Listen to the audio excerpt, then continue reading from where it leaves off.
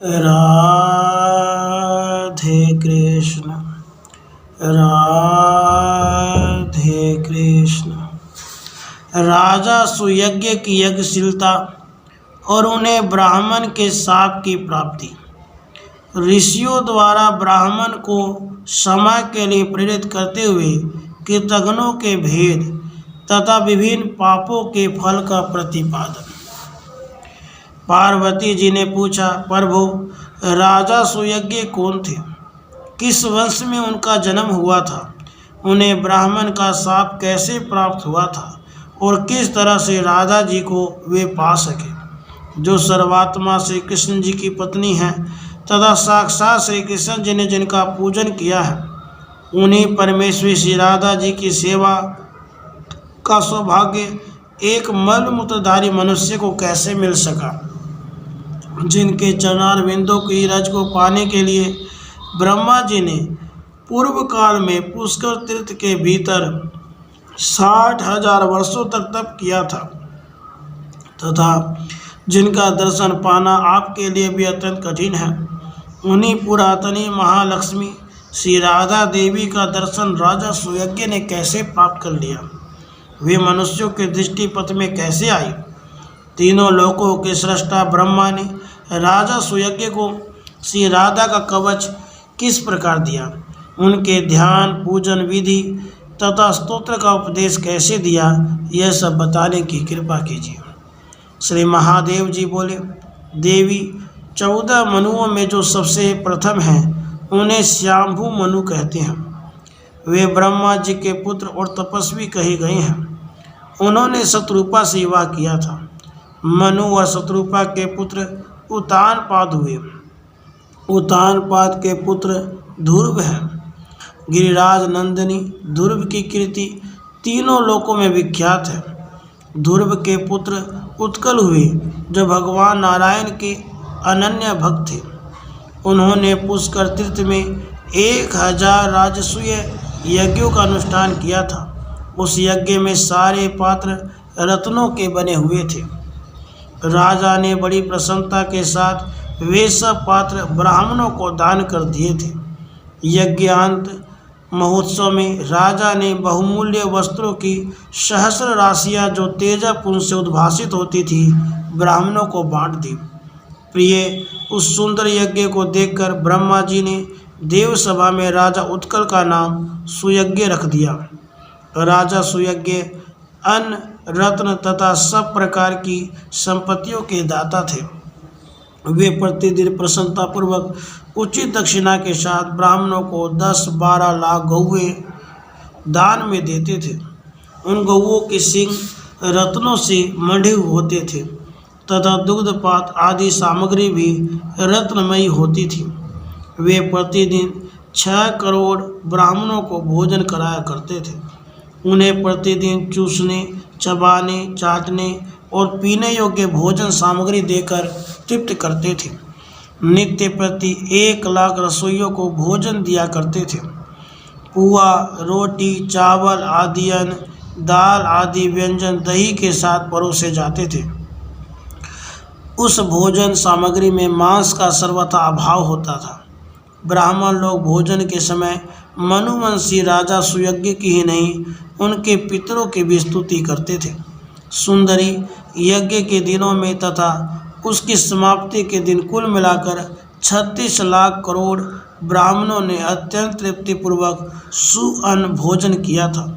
उन्होंने दक्षिणा में इतने रत्न ग्रहण किए थे, उन सबको अपने घर तक ढो ले जाना उनके लिए असंभव हो गया था। कुछ तो उन्होंने शूद्रों को बांट दिया और कुछ रास्ते में छोड़ दिया।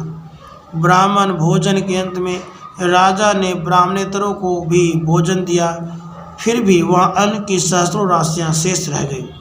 इस प्रकार यज्ञ करके महाबाहु राजा सुयज्ञ अपनी राजसभा में रमणीय रत्न सिंहासन पर बैठे हुए थे। वह सिंहासन रतेंद्र साह से निर्मित अनेक छत्रों से सुशोभित था। उसे अच्छी तरह सजाया गया था।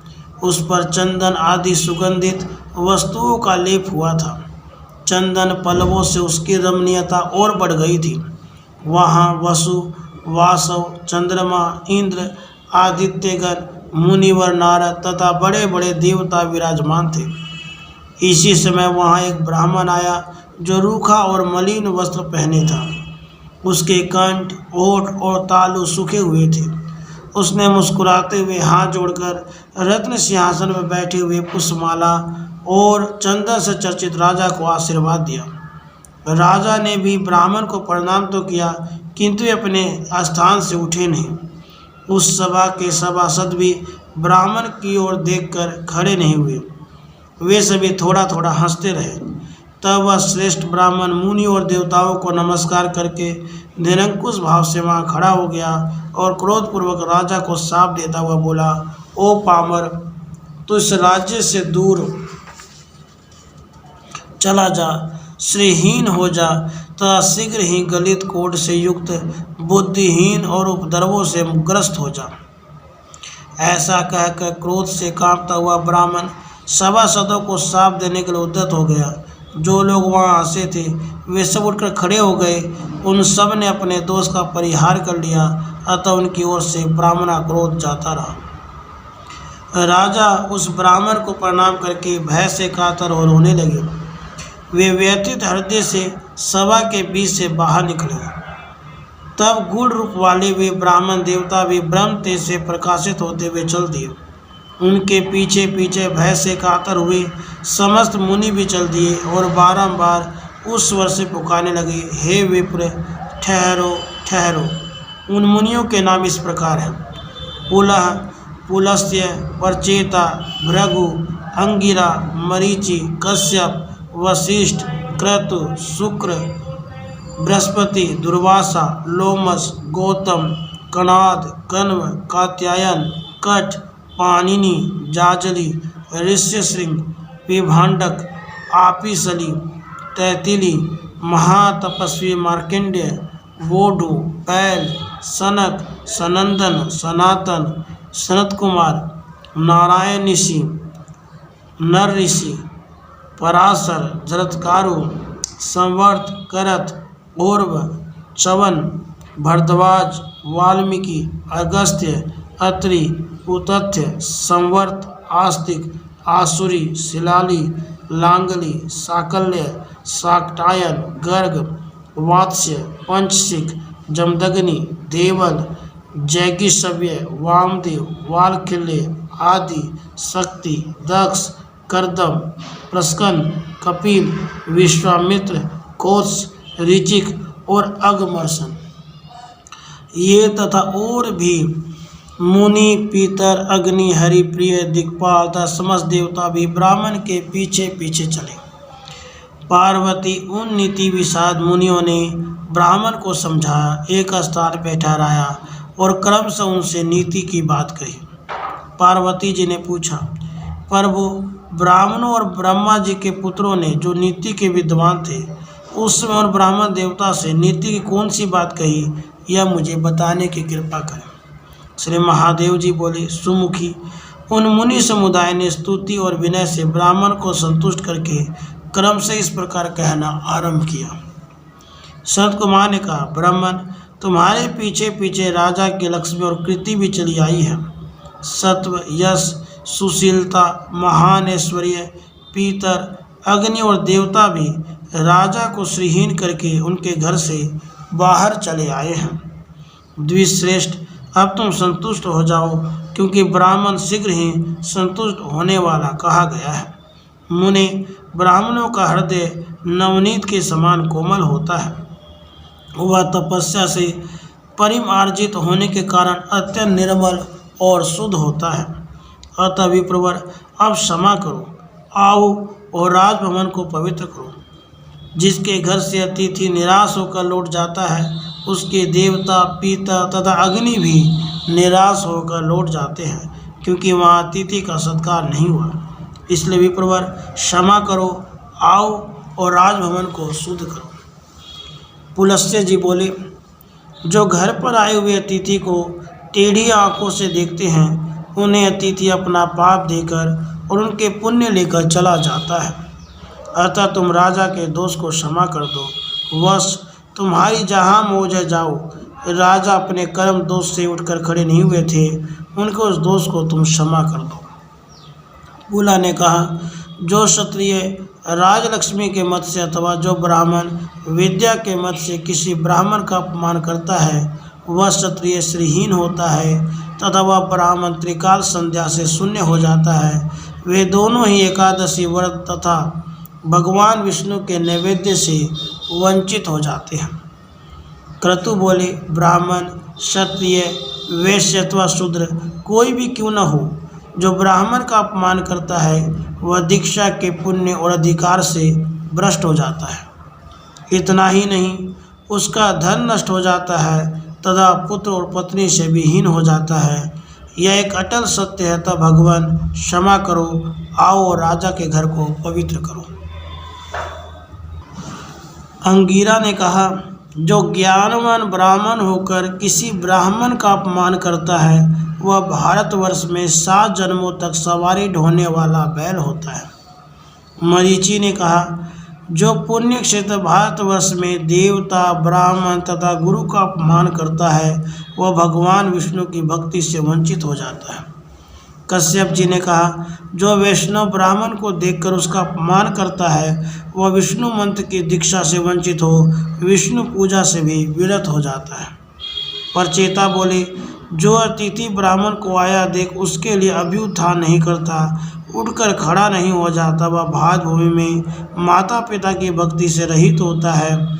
उस मूढ़ को 7 जन्मों तक हाथी की योनि में जन्म लेना पड़ता है। अतः द्विश्रेष्ठ, शीघ्र चलो, राजा को आशीर्वाद दो। दुर्वासा जी ने कहा, जो गुरु ब्राह्मण अथवा देवता की प्रतिमा को देखकर शीघ्र ही उसके सामने मस्तक नहीं झुकाता, वह पृथ्वी पर सुअर होता है।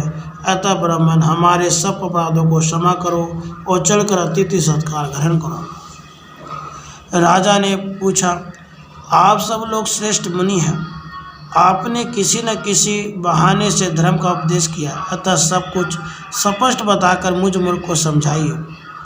विद्वरों, आप लोग मुझे यह बताएं कि स्त्री हत्या, गो हत्या, कृतघ्नता, गुरुपत्नी गमन तथा ब्रह्म हत्या करने वालों को कौन सा दोष लगता है तथा उसका परिहार कैसे होता है। श्री वशिष्ठ जी बोले, राजन, यदि स्वेच्छापूर्वक गोवध का पाप किया गया हो तो उसके प्रायश्चित के लिए मनुष्य 1 वर्ष तक तीर्थों में भ्रमण करता रहे। वह प्रतिदिन जौ की रोटी अथवा जौ की लपसी खाए और हाथ से ही जल पिए। वर्ष पूरा होने पर ब्राह्मणों को दक्षिणा सहित 100 अच्छी और दुधारू गौओं का दान करें। प्रायश्चित से पापशीन हो जाने पर भी मनुष्य अपने संपूर्ण पाप से मुक्त नहीं होता। जो पाप शेष रह जाता है उसी के फल से वह दुखी एवं चांडाल होता है। यदि आतिदेशिक हत्या हुई हो, अर्थात साक्षात गोवध आदि न होकर उसके समान बताया गया कोई पाप कर्म बन गया हो, तो उसमें साक्षात की हुई हत्या से आधा फल भोगना पड़ता है।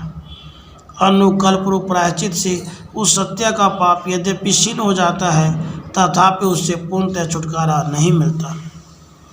शुक्र जी ने कहा, क्षत्रिय की हत्या करने पर निश्चय ही गो हत्या से दूना पाप लगता है। स्त्री हत्यारा हजारों वर्षों तक कालसूत्र नामक नरक में निवास करता है।